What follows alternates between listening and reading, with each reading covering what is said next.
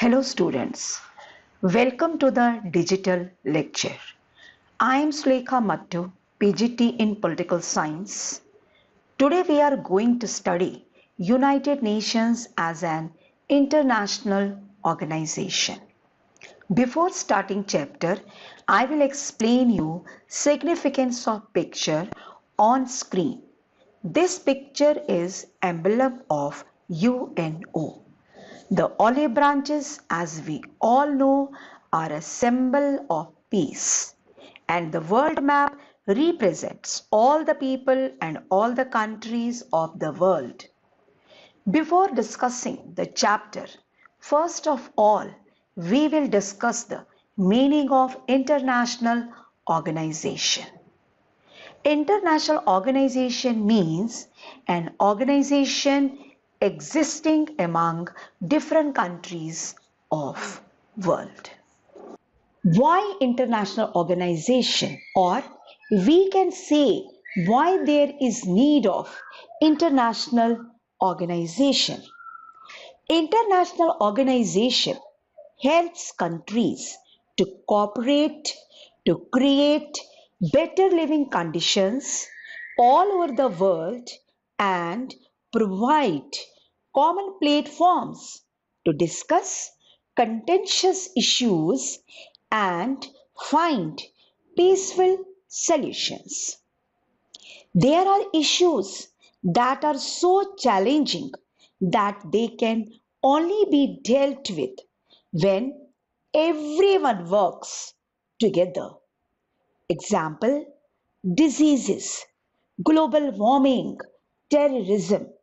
These can be eradicated only when everyone in the world cooperates. Now, another subtopic is evolution of the United Nations. After the First World War, League of Nations was formed to prevent the occurrence of Second World War, but it failed to prevent the Second World War, and that occurred in 1939 to 1945. Many more people died in this war. The UN was founded as a successor to the League of Nations. It was established in 1945, immediately after Second World War. 51 nations signed the United Nations Charter. It tried to achieve what the League could not achieve. By 2006, the UN had 192 member states. These included all independent states. Currently, United Nations is having 193 member states. UNO was founded with the hope that it would act to stop the conflicts between states. In this slide, we will discuss about organs of the United Nations. In United Nations, there are 6 organs. Number 1, General Assembly. Number 2, Security Council. Number 3, International Court of Justice. Number 4, Secretariat. Number 5, Economic and Social Council. And number 6, Trusteeship Council. Now, we will discuss each and every organ one by one. General Assembly. General Assembly is the main policy making organ of the UNO, comprising all 193 member states of UNO. It is a forum where all international issues are discussed. Security Council. Security Council has responsibility for the maintenance of international peace and security. it has 15 members, 5 permanent and 10 non-permanent. 5 permanent members are USA, China, France, and Britain. These states were selected as permanent members as they were most powerful immediately after the Second World War. International Court of Justice, also called World Court, it settles the disputes between the states. It has its seat in Hague. Secretariat. Secretariat has an important role in setting agenda for deliberative and decision-making bodies of the UNO. Secretary General is the head of Secretariat who is appointed by General Assembly. Economic and Social Council. This organ is responsible for promoting higher standards of living, full employment, economic and social progress. Trusteeship Council. It was established to ensure that trust territories were administered in the best interest of their inhabitants. This organ was suspended on 1st November 1994. That means this time United Nations is having only 5 organs. Now we will talk about specialized agencies of the United Nations. International Labour Organization (ILO), Food and Agriculture Organization (FAO), Educational, Scientific and Cultural Organization (UNESCO), World Health Organization (WHO), International Maritime Organization (IMO), World Meteorological Organization (WMO), International Telecommunication Union (ITU), International Monetary Fund (IMF). These all are autonomous organizations working with the United Nations. In this slide, we will discuss about the reform of the UN after the Cold War. Reform and improvement are fundamental to any organization to serve the needs of a changing environment. In recent years, there have been demands for the reform of the world body. 2 basic kinds of reforms face the UN are: number 1, reform of the organization, structures and processes.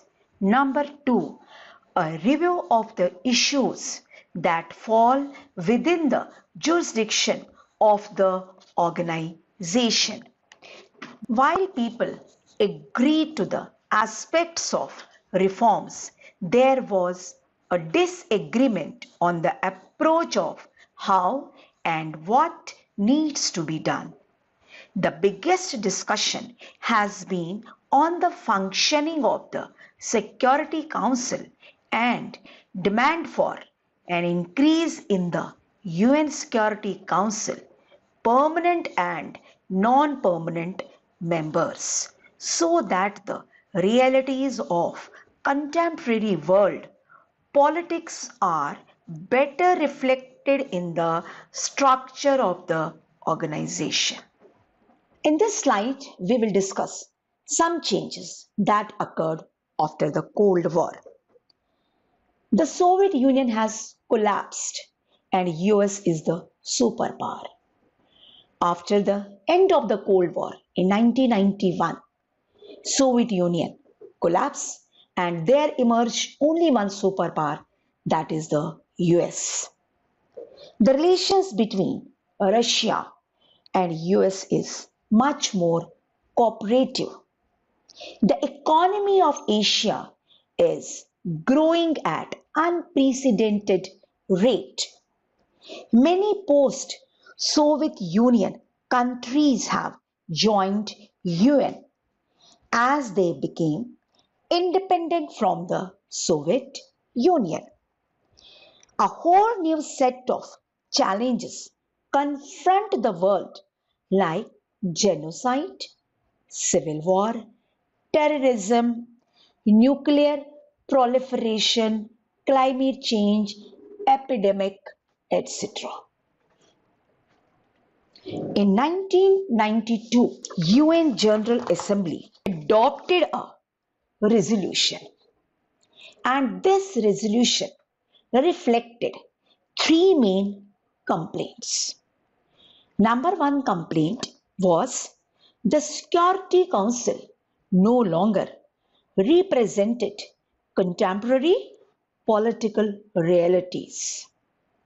Number two, its decision only reflects Western values and interests and is dominated by a few powers. It also lacks equitable representations. On January 1st, 1997, UN Secretary General Kofi Annan initiated an inquiry into how the UN should be reformed and how new Security Council members be chosen. Reforms of structures and processes. These are the proposed criteria to suggest new permanent and non-permanent members of the Security Council. Number one, a major economic power. Number two, a major military power. Number three, a substantial contribution to the UN budget. Number four, a big nation in terms of population. Number fifth, a nation that respects democracy and human rights. Number six, a country that will make the council more representative of the world's diversity in terms of geography, economic system, and culture. Different governments saw advantages in some criteria and disadvantages in others, depending on their interests and aspirations. Jurisdiction of the United Nations. In September 2005, the leaders reviewed the situation and decided the following steps to be taken to make the UN more relevant in the changing context. Step 1. Creation of Peace Building Commission. It supports peace and was established in 2005. Step 2. Establishment of Human Rights Council. It was established in 2006 to protect and promote human rights. Step 3. Agreement to achieve Millennium Development Goals. It comprises of 8 goals. Example, eradicate poverty, promote gender equality, reduce child mortality, focus on primary education, etc. Step 4.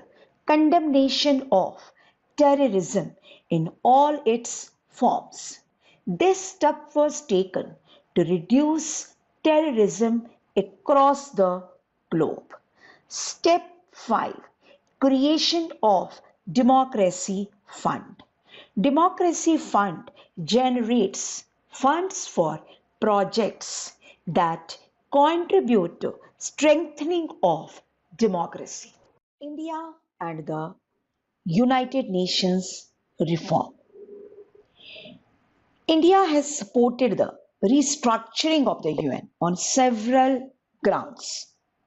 India believes that a strengthened and revitalized UN is desirable in changing world. India supports UN in promoting development and cooperation among states. India believes that development should be central of the UN's agenda as it is vital precondition for maintenance of international peace and security.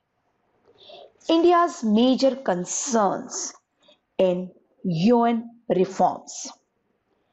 One of the India's major concerns has been the composition of Security Council as it has remained static and General Assembly has expanded considerably. And this has harmed the representative character of the Security Council. India believes that expanded council will enjoy greater support in the world community. In 1965, members of the Security Council rose from 11 to 15, but number of permanent members remained the same, that is 5 permanent members. Since then, the size of the Security Council has remained stationary. India's major concern in UN reforms. Majority of the UN General Assembly members are now developing countries and they should also have a role in shaping the decisions of the Security Council. India also supports increase of permanent and non-permanent members in the Security Council.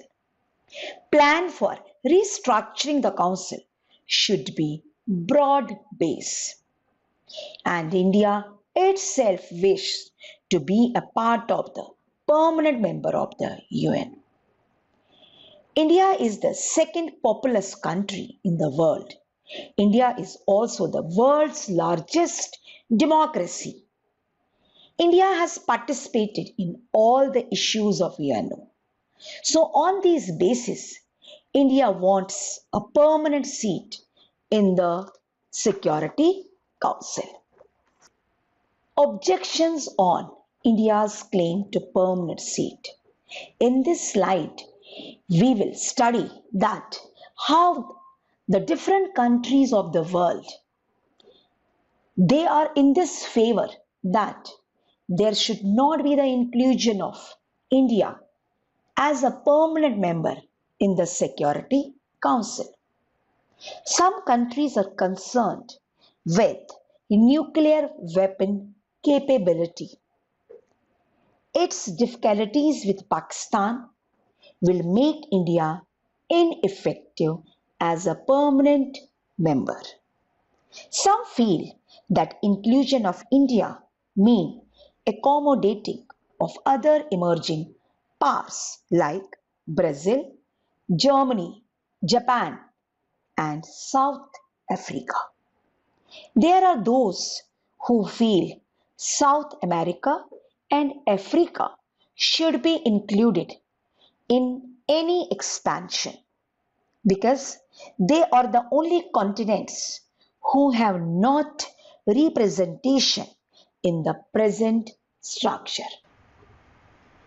In this slide, we will discuss United Nations in the unipolar world. In a unipolar world, the UN cannot serve as a balance against US dominance in a very convenient manner because US power cannot be easily checked. The military and the economic power of the US allow it to ignore the UN and any other international organizations. As the single largest contributor to the UN, the US has unmatched financial power. The fact that UN is physically present in the US gives Washington additional source of influence. With its veto power, US can stop virtually any decision detrimental to its interest.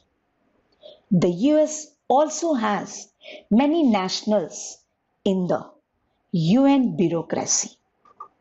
However, we can say that the UN is not therefore a great balance to the US. Nevertheless, in a unipolar world, the UN can bring the US and the rest of the world into various discussions over various issues. Now, overall conclusion of the chapter. The United Nations is an imperfect body, but without it, the world would be much worse. UN has solved many international disputes and preserves peace in the world. It explains us the importance of how a world of 7 billion people need a common global organization for peace and cooperation. Importance of UN will increase with growing technology interdependence. People and governments need to find ways to leverage the power of the United Nations in consistent ways for their own and international interests of the broad community. Since its inception, the United Nations has performed numerous humanitarian, environmental, and peacekeeping undertakings. This concludes the lecture on international organization. I hope this was useful to you and has helped you to understand more about the topic. Thank you.